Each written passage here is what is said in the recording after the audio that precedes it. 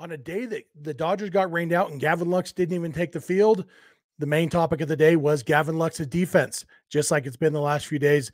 This time, Dave Roberts got in on the act, and wasn't great news for Gavin Lux. We're going to dig into that and more, so let's get locked on Dodgers.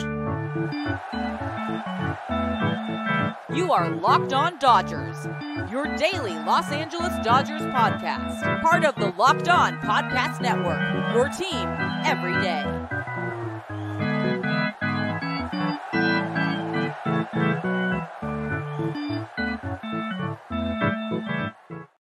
Hey, Dodger fans, this is Locked On Dodgers, part of the Locked On Podcast Network, your team every day. Thank you to our everydayers for making Locked On Dodgers your first listen every weekday morning. Remember, this show is free and available on all podcast platforms and on YouTube simply by searching for Locked On Dodgers. So please subscribe wherever you're watching or listening right now.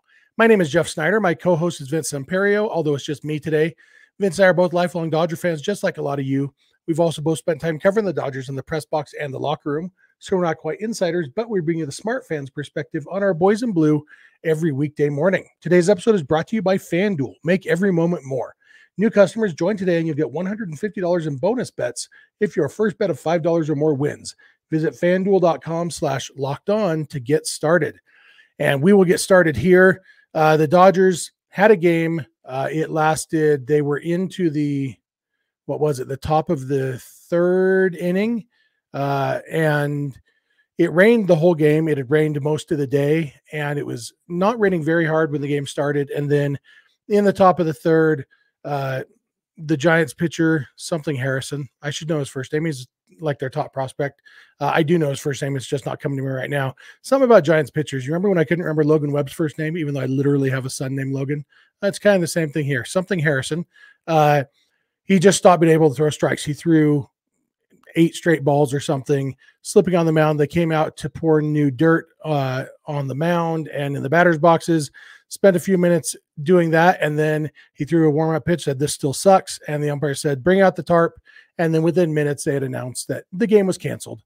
Spring training, there's no reason to sit around for an hour and a half and hope the rain stops when you can just play again tomorrow. And I'm sure the Dodgers and Giants are both perfectly happy to not play each other just because they are big rivals, and the less you see your rivals, the better. The Giants probably wish that the game had gotten stopped earlier, so that the Dodgers wouldn't have seen so much of Harrison. Although it wasn't really the Dodgers starting lineup. The Dodgers pitcher was James Paxton. I'm going to talk about him in the next segment, how he looked in the shortened outing. But in a day that there wasn't really even a game, only a couple innings of a game, and Gavin Lux didn't play in that game. Gavin Lux was the talk of spring training. He's been the talk. We've talked about him a couple times this week on this podcast, his defense. And Dave Roberts, Dodgers manager, was asked about Gavin Lux's defense. And Roberts always supports his guys. And he expressed the fact that he still believes in Gavin Lux defensively. He thinks that he will get it all figured out. It is, it's hard to really know. And we've talked about this before. The fact is Gavin Lux last played 2 years ago, a year and a half ago, and mostly played second base then, and did have some throwing issues there, but those throwing issues weren't arm strength related for the most part, because the throw from second base is shorter, like we talked about yesterday. These throwing issues that he's had so far this spring seem to be arm strength related, or at least not getting himself into position to utilize his arm strength. And, it could be the yips. The yips it's a scary word, because there have been careers ended by the yips. It's sometimes called Steve Blass disease. Steve Blass was a pitcher for the Pirates decades ago, whose career basically ended because he stopped being able to throw strikes. More recently, it happened to Rick Ankiel. It happened to Mark Wohlers when I was a teenager. It's a scary thing. It's happened to catchers. Mackie Sasser famously couldn't throw the ball back to the mound for a while. And that basically, it shortened his career. But then you have infielders. The two most notable ones are Steve Sachs and Chuck Knobloch. And the thing that they both have in common, besides both winning Rookie of the Year before their yips, actually Sax's might have been during his, I think it was before his yips that he won Rookie of the Year. But the thing they have in common besides that is that they both overcame it. Sax ended up being a solid defensive second baseman. And, within a couple years of, there's the funny joke about Pedro Guerrero playing third base. And he used to say that the two things he prayed for when the pitchers come in was, please don't let him hit it to me, and please don't let him hit it to Sax. But within a couple of years, Sax was a good defensive second baseman. Never won a Gold Glove, but he was a good defensive second baseman. Chuck Knobloch, after his yips, played a couple more years. Defensively, he was fine. He was, not super productive as a player anymore, but his career didn't end because of his yips. And so the problem with the yips is nobody knows what causes them, really. And so nobody knows how to fix them. And there's lots of theories, and it's probably psychological on some level. And so, there's sports psychologists and all that trying to figure these things out. But, the fact is, when you don't know what causes something, it's hard to fix it. And the yips can go away as quickly as they came. And so, we could literally, Gavin Lux could play on Friday and make perfect throws and, never have the yips again. It's not likely, but it could happen.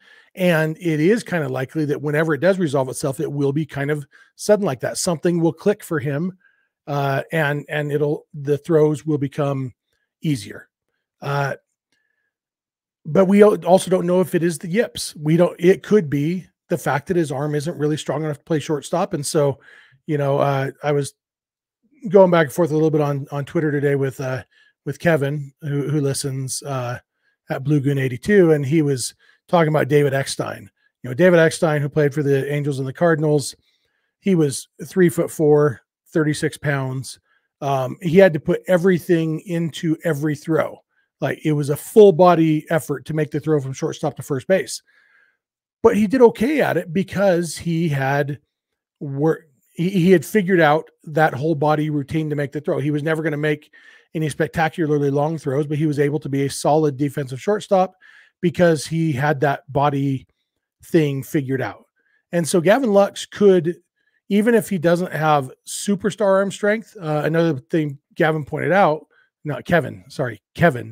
who I was talking with about Gavin Lux, Kevin pointed out that on the arm speed, the actual how hard do you throw, Lux is right up there around Dansby Swanson. And Swanson is one of the weaker armed shortstops in baseball, but he does just fine at shortstop. And so Lux, if he has roughly the same strength of arm as Dansby Swanson, he can absolutely be a major league shortstop. But anyway, all of that is background to say Dave Roberts was asked about Gavin Lux, and he said he still has confidence in him. But then he was asked, do you think that Lux will be the opening day shortstop? And Roberts said, I don't know. And he actually said the phrase performance matters, which is absolutely true. And especially when we're only 2 weeks away from that opening day now, if Lux continues to struggle like this, and that's the big if. And, I'm going to talk in the third segment today about overreactions that we've seen the last couple of days to a lot of different things. But, one of our listeners tweeted kind of snarkily at us that we went from, what did he say? Went from, it took 2 days from the opinion to shift from not concerned to maybe move him to second base. And, I pointed out that what we actually said was not concerned yet, and maybe move him to second base if he doesn't get this figured out in the next couple months. And I think that those are perfectly compatible, especially when those 2 days that he mentions, what happened in those 2 days? Oh, Lux struggled really badly defensively again. And so, yeah, every bit of data pushes you one way or the other. But the fact that Dave Roberts is non-committal to Lux being the starting shortstop on opening day, well, the alternative right now is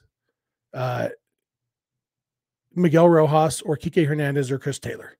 And they're probably all better defensive shortstops than Lux at this point. I think Lux is the best hitter of those four people. When Chris Taylor is on, he's right up there. But Lux, Lux is going to have to hit really well in order to make it for the defensive liabilities, or he's going to need to figure out the defense. And I'm still hopeful that, if it's a footwork thing, they can work through it. If it's a mental thing, we'll see how long that takes. But, the good news is the Dodgers do have options. It's not like they have to go trade for somebody. They have in-house options, and they can weigh the cost benefit. Is it better to have Miguel Rojas's defense or Gavin Lux's offense? And that's a decision they can make, and it doesn't have to be the same decision every day. We'll probably see a mix. We probably won't see Gavin Lux playing every day until he does get the defense figured out. And that's okay because they have those options. But that was interesting to hear Dave Roberts say that. And, it's one of those, stay tuned. We'll see, because we do only have a couple weeks before they play in Korea. So we'll see what happens there. I'm going to come back in a minute. I'm going to talk about James Paxton pitching 2 innings in that shortened game. So thank you for making Locked On Dodgers your first listen every weekday morning. And please keep it Locked On Dodgers. This episode is brought to you by Factor Meals. Eating better is easy with Factor's delicious, ready-to-eat meals. Every fresh, never-frozen meal, chef-crafted, dietitian-approved, and ready to go in just 2 minutes. You'll have over 35 different options to choose from every week, including Calorie Smart, Protein Plus, and Keto. Also, there are more than 60 add-ons to help you stay fueled up and feeling good all day long.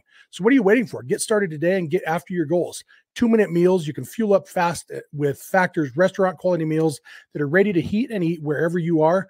No prep, no mess. Factor meals are ready to heat and eat, so there's no prepping, cooking, or cleanup needed.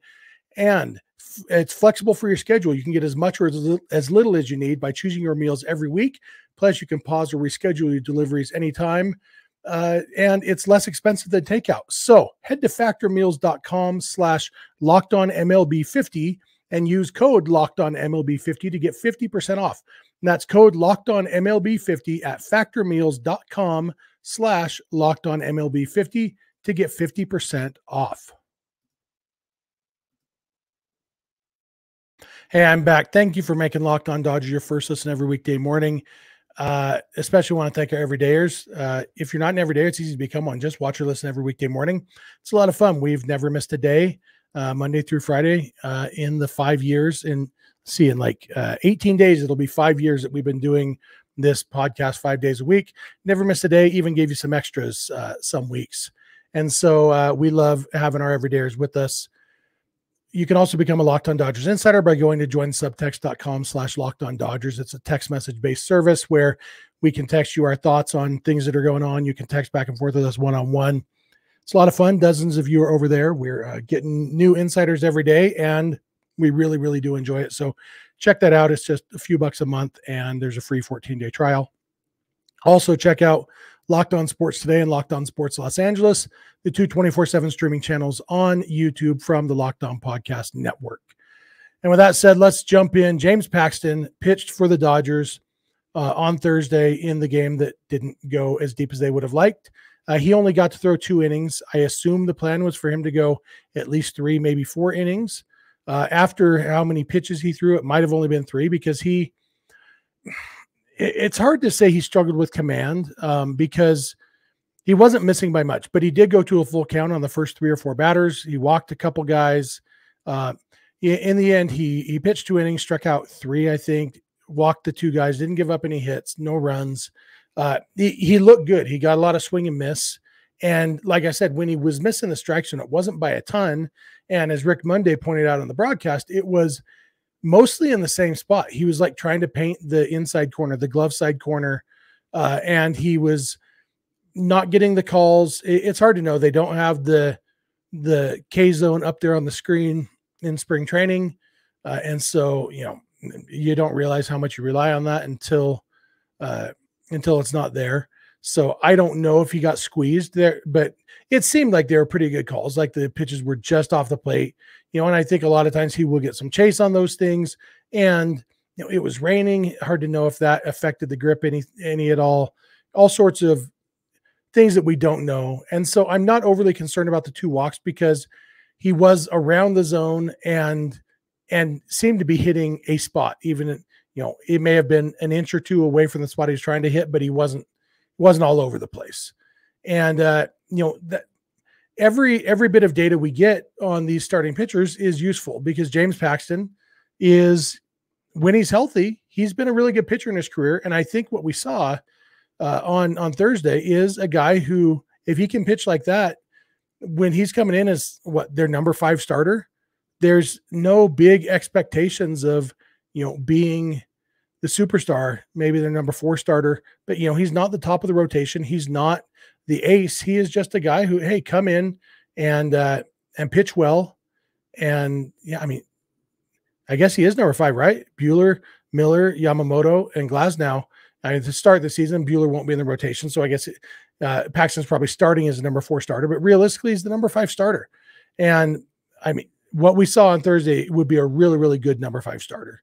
I am very high on the Dodgers starting pitching performance-wise. I do have concerns about health-wise because pretty much everybody in this rotation and in their depth has health concerns, but there's so much depth. When you've got, Paxton is your number 5 starter, you've got Emmett Sheehan, you've got Gavin Stone, you've got Michael Grove, you've got Kyle Hurt and River Ryan, and going on and on. Later in the season, Clayton Kershaw will be back.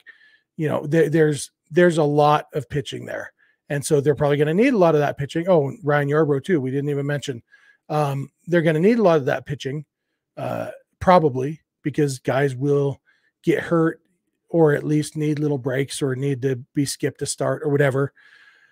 And I'm feeling good about it. And Paxton kept me feeling good about that. That was kind of my main takeaway. It wasn't a dominant outing, but it was for what we're expecting from James Paxton, like the needs, he more than fills those needs. And so I am really excited about what the Dodgers are going to get from Paxton and the rest of the rotation. And it just kind of continues. Like we've talked about, that other than Yamamoto's start, I think Yamamoto allowed more runs in Wednesday's start than the rest of the Dodgers starting pitchers have allowed combined this spring.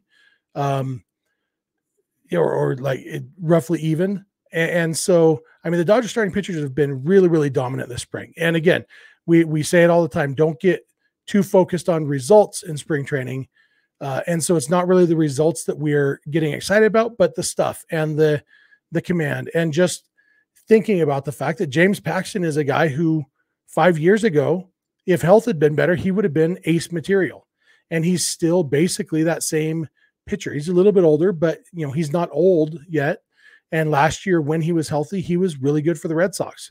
And so he's going to be good for the Dodgers. Bobby Miller, I expect to take a huge step forward this year. I think he is going to basically be an ace. I think he's going to get Cy Young votes at the end of the season. Yamamoto, I think, is going to be very good. I'm going to talk in the next segment about some of the overreactions to his bad outing on Wednesday. But I think he's going to be very good. Tyler Glasnow, if he can stay healthy, he's going to be elite. When Walker Buehler comes back, he's going to be awesome. Like there is so much potential, and that's without getting to the young guys who Dodgers have so much of this pitching in the high minors and even on the fringes of the big leagues. So much to be excited about the Dodgers starting pitching.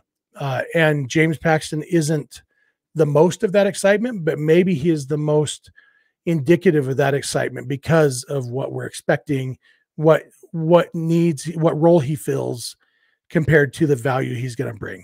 Like, it's not crazy to think James Paxton could be the best number 5 starter in baseball because most teams, he wouldn't be the number 5 starter. He would be the 3 or 4 starter, or even the number 2 starter on a lot of teams when he's healthy. And so having that in the 5th starter spot, again, it's going to come down to health. We may never have any instances where Paxton is actually the 5th starter because maybe by the time Buehler comes back, somebody else is hurt. I hope not. I hope Dodgers can have some good luck on injuries this year. They've had kind of bad luck the last couple of years, especially on the pitching side. But we'll see. But I wish we'd gotten to see more of James Paxton on Thursday night because he's fun to watch pitch, and it would have been nice to see him in dry conditions, see if he was able to paint those corners a little bit better. I think that's all I have to say about Paxton. I'd love to hear your thoughts on Paxton, the rotation overall. If you think I'm crazy, if you agree with me on being excited about this Dodgers rotation. So if you're watching on YouTube, I'd love to hear your thoughts in the YouTube comments section. If you listen on the podcast, love to hear from you through social media or whatever. I'll give you all that contact info at the end. Of course, if you're a Locked On Dodgers insider, you can just text at me and we can have a conversation about it there. But love to hear your thoughts on the starting rotation. I'm going to come back in a minute and I'm going to talk about some of the overreactions I saw on Thursday about Gavin Lux and Yoshinobu Yamamoto and other things. So thank you again for making Locked On Dodgers your first listen, and please keep it Locked On Dodgers. This episode is brought to you by Amazon Fire TV. Fire TV is your destination for sports, from live games to highlights to in-depth analysis. Fire TV offers amazing viewing experiences with smart TVs, as well as the Fire TV stick that you can plug into your existing TV that provides access to millions of movies and TV episodes, as well as free and live TV. Whether it's opening weekend for baseball or the college basketball tournament, you're going to want to have a Fire TV or a Fire TV stick. I've told you guys, I love my Fire stick. I take it everywhere. We use it in the car. We use it in hotels. It is so small and convenient, and you can get everything you want to watch. And Fire TV recently created Fire TV channels to deliver a constant supply of the latest videos from your favorite sports brands, all for free. That includes all of us at Locked On and most of the big pro leagues and college conferences as well. Fire TV channels let you dive into all of the game analysis, highlights, and more to keep up to date on all the latest in the world of sports, March Madness, NBA, MLB, and lots more. Not to mention great news, entertainment, gaming, travel, cooking videos as well. Check out Fire TV channels on Fire TV and Alexa devices. If you haven't checked out Fire TV channels, you should. Trust me on this. To learn more, visit amazon.com/LockedOnFireTV. Hey, I'm back. Thanks again for making Locked On Dodgers your first listen every weekday morning, especially to our everydayers. Become an everydayer by watching and listening every weekday morning. Become a Locked On Dodgers insider by going to joinsubtext.com/LockedOnDodgers. And check out Locked On Sports Today and Locked On Sports Los Angeles, the two 24/7 streaming channels over on YouTube from the Locked On Podcast Network. And with all that said, let's jump in. Thursday was an interesting day. We were accused of overreacting to Yamamoto's bad start. Never heard any specifics. I think if you actually listened to or watched yesterday's episode, I think we were pretty even-handed and even-keeled about acknowledging that Yamamoto did struggle with his command, and also acknowledging that things very easily could have been a lot better for him if the defense had helped him out a little bit more. And so I don't think that we were overreacting. I think we were being pretty honest that, yeah, he had a bad game and we're not overly worried about it. So on the other side of things, we saw some overreactions. There was one person in our YouTube comments who declared that Yamamoto's a bust and the Dodgers were idiots for signing him without even knowing that Major League Baseball balls are bigger than the Japanese league balls, and without even knowing that he threw 138 pitches in his last appearance in Japan, and without even knowing this and that and the other. And I threw out to him, don't you think maybe the Dodgers did know those things? That maybe they did a little research before spending $300 million? And his response was, not necessarily, and I'm actually going to read this one, not necessarily, but if they were aware of those potential red flags, they fell asleep at the helm control again.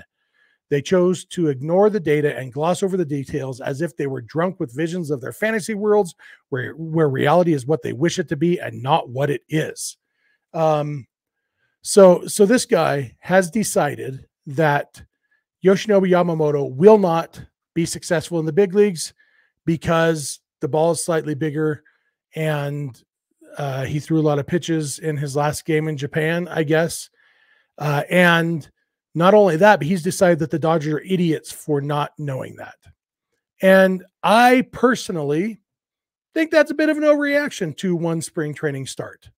I think that Yamamoto will, like most pitchers, especially new to a league, he'll have his hiccups. He'll probably have a start as bad as Wednesday's was at some point during the regular season. And I have no doubt that the same people will freak out. I also think that he'll be fine. I think, the Dodgers knew about the ball difference, the ball size difference. They knew about his pitches thrown in Japan. The Dodgers do a lot of research before they spend $300 million. And they have a pretty good track record of identifying talent. And yeah, they do sometimes sign guys who are injury prone. That's by design. That's a move that rich teams probably should make, where it's just money. If he gets hurt, it's just money. It's not performance. I'd rather sign an injury prone guy than a bad player, because bad players play poorly for you. Injury prone guys just sometimes don't play at all for you, and you get to have somebody else playing for you. The Dodgers know what Yamamoto is, and they don't know for sure how he's going to do in the big leagues because there's always unknowns. But the Dodgers and many other teams were willing to pay Yamamoto a whole lot of money to come pitch for them. And maybe this guy on YouTube is smarter than all of these major league front offices. And I don't like to just say, well, Andrew Friedman's smarter than all of us, so we got to take his word for everything. I don't really believe in that. But I do think that Andrew Friedman has proven that he's pretty smart. And so I think the burden of proof is on somebody trying to say, no, Andrew Friedman's an idiot, because we do have a lot of evidence that Andrew Friedman isn't an idiot. And so if somebody wants to declare him an idiot, we're going to need more evidence than just declaring something, which is what happened in this YouTube comment. It was just declaring, nope, Dodgers are wrong, I'm right. Okay, who are you? You're a guy commenting on YouTube. I'm sure you're a nice guy. You're probably smart, but you don't have the track record that Andrew Friedman has. And so unless you can give me good reasons, I'm probably going to take Andrew Friedman over you. And so that was one overreaction. There was a lot of overreactions on the Lux front, and we talked about the possibility of him moving positions. We also talked about how that might not be until they know for sure that he can't handle shortstop, and that could take a couple more months. And maybe he shows them he can handle shortstop. But there are a lot of people on social media, in the YouTube comments, basically declaring Gavin Lux is the worst player in baseball. Gavin Lux will never, ever, ever be anything but the worst defensive shortstop in baseball. The Dodgers can't win with Gavin Lux at shortstop. I'm not thrilled with Gavin Lux's defense so far. But the Dodgers are going to be a really good team. Even if Gavin Lux plays shortstop and plays it poorly, Dodgers are still going to be a very good team. I also don't think they're going to let him play shortstop very poorly for very long in games that matter. And we saw that with Dave Roberts here on Thursday, saying we're not even ready to commit to him playing on opening day. In the end, it's one guy at one position. And yeah, shortstop's a very important position. And I've always been of the opinion that defense is often overlooked. I remember having a discussion with a former big league ball player, actually, who couldn't understand why people liked Jason Hayward more than Matt Kemp back in the 2015, 2016 era around then.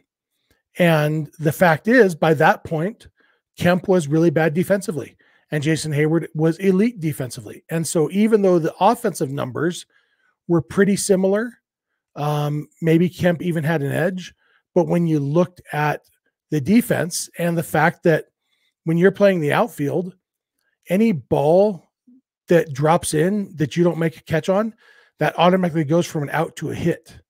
And any ball that you don't cut off in the gap automatically goes from a single to a double or a triple. And so there's so much, like if you have 8 balls hit to you in a game and Jason Hayward would have caught 8 of them and Matt Kemp catches 5 or 6 of them, you could make a case, well, see, Kemp was almost as good as Hayward.